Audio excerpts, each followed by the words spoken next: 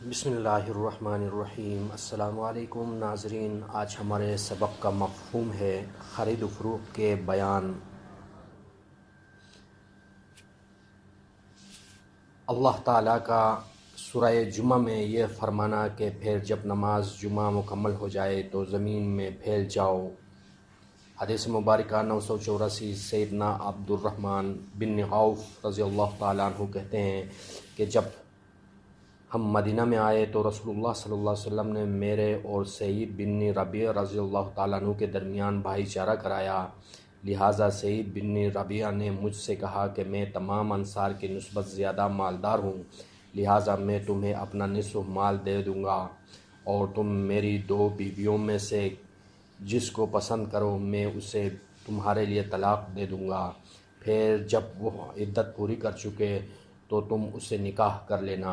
ابراہیم بن عبد الرحمن راوی نے کہا، پس عبد الرحمن رضی اللہ تعالیٰ عنہ نے جواب دیا کہ مجھے اس کی ضرورت نہیں ہے، تم یہ بتاؤ یہاں کوئی بازار بھی ہے جس میں تجارت ہوتی ہے؟ جواب دیا کہ ہاں، قنقاع نامی ایک بازار ہے۔ چنانچہ صبح کو عبد الرحمن اس بازار میں گئے اور وہاں سے کچھ پنیر اور گھی لے آئے۔ راوی کہتا ہے پھر تو انہوں نے روزانہ جانا شروع کیا۔ تھوڑی ہی دنوں بعد عبد الرحمن رضی اللہ تعالیٰ عنہ رسول اللہ صلی اللہ علیہ وسلم کی خدمت میں آئے تو ان کے لباس پر زردی کا نشان تھا۔ رسول اللہ صلی اللہ علیہ وسلم نے ان سے فرمایا، کیا تم نے نکاح کیا ہے؟ عرض کی، جی ہاں۔ آپ صلی اللہ علیہ وسلم نے فرمایا، کس سے؟ انہوں نے ایک انصاری خاتون سے، جو آپ صلی اللہ علیہ وسلم نے فرمایا، تم نے اس کو کس قدر مہر دیا؟ انہوں نے عرض کی کہ 1 گٹھلی کے برابر سونا، یا یہ کہا کہ 1 سونے کی گٹھلی۔ پھر ان سے نبی کریم صلی اللہ علیہ وسلم نے فرمایا، ولیمہ کرو، اگرچہ 1 بکری کا صحیح۔ حلال بھی ظاہر ہے اور حرام بھی، اور ان دونوں کے درمیان کچھ شبہ کی چیزیں ہیں۔ حدیث مبارکہ 985۔ صحیح بخاری شریف۔ سیدنا نعمان بن بشیر رضی اللہ تعالیٰ عنہ کہتے ہیں کہ نبی کریم صلی اللہ علیہ وسلم نے فرمایا، حلال بھی ظاہر ہے اور حرام بھی ظاہر ہے، اور ان کے درمیان شبہ کی چیزیں ہیں، تو جس شخص نے ان چیز کو ترک کر دیا جس میں ان کو گناہ کا شبہ ہو تو وہ اس کو بھی چھوڑ دے گا جو صاف صریح اور کھلا ہوا گناہ ہو، اور جو شخص اس بات پر جرأت کرے گا جس کے گناہ ہونے میں شک ہو تو عنقریب وہ صریح گناہ میں بھی مبتلا ہو جائے گا۔ اور معاصی یعنی گناہ اللہ تعالیٰ کی چراہ گاہیں ہیں، جو اس چراہ گاہ یعنی گناہ کے گرد چرے گا تو عنقریب وہ چراہ گاہ میں بھی پہنچ جائے گا۔ شبہات یعنی ملتی جلتی چیزوں کی تفسیر۔ حدیث مبارکہ 986۔ صحیح بخاری شریف۔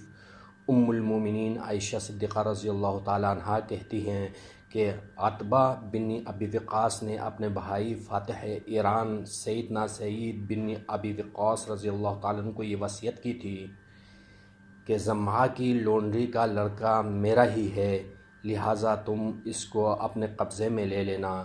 ام المومنین عائشہ صدیقہ رضی اللہ تعالیٰ عنہا کہتی ہیں کہ پھر جب فتح مکہ کا سال آیا تو سیدنا سعید بن ابی وقاص رضی اللہ تعالیٰ عنہ نے اسے لے لیا اور کہا کہ یہ میرا بھتیجا ہے، مجھے میرے بھائی نے اس کے بارے میں وصیت کی تھی۔ چنانچہ عابد بن زمعہ کھڑے ہو گئے اور انہوں نے کہا کہ یہ میرا بھائی ہے اور میرے باپ کی لونڈی کا بیٹا ہے۔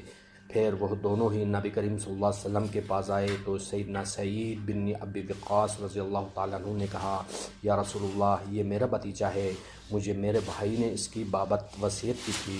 اور عبد بن زمعہ رضی اللہ تعالیٰ عنہ نے کہا کہ میرا بھائی ہے، میرے باپ کی لونڈی کا بیٹا ہے، اس کے بستر پر پیدا ہوا ہے۔ تو نبی کریم صلی اللہ علیہ وسلم نے ارشاد فرمایا، اے عبد بن زمعہ، وہ لڑکا تم ہی کو ملے گا۔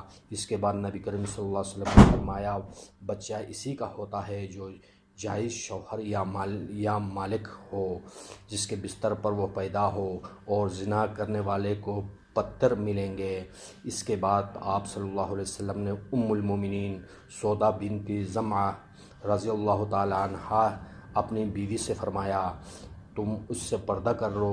چنانچہ آپ صلی اللہ علیہ وسلم نے اس بچے میں کچھ مشابہت عتبہ کی بھی دیکھی۔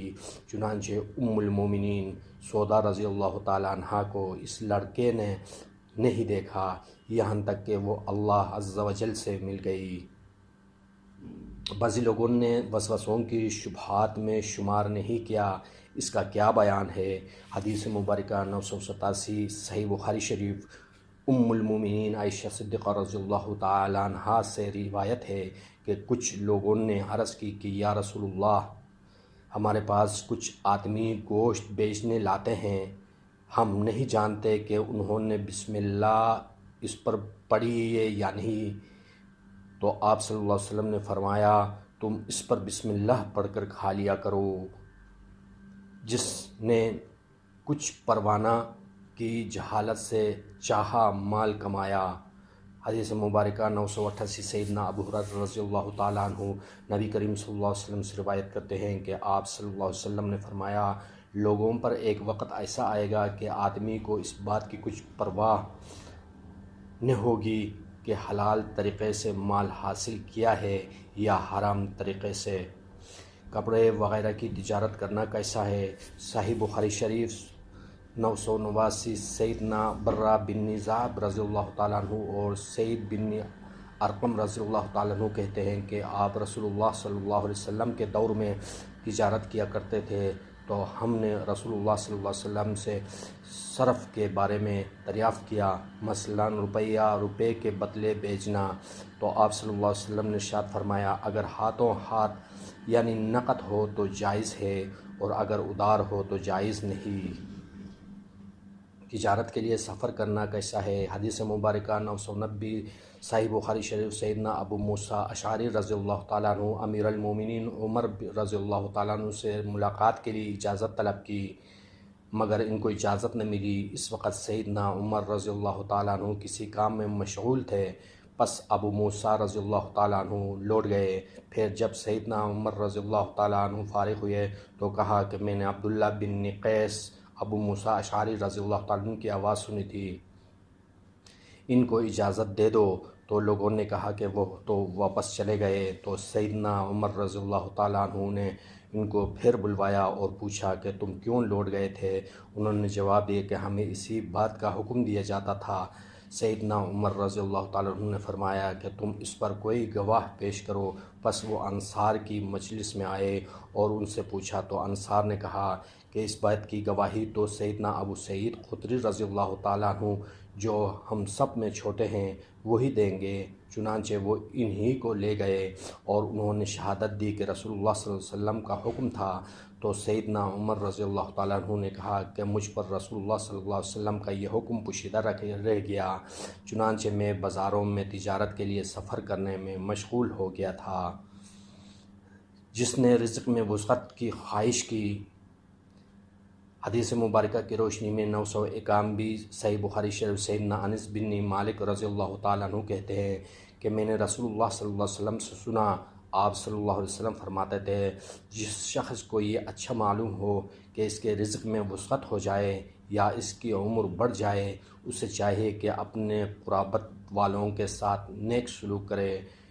صدق اللہ العظیم۔ اگلے ایپیسوڈ تک اجازت دیجیے۔ اللہ نگہبان۔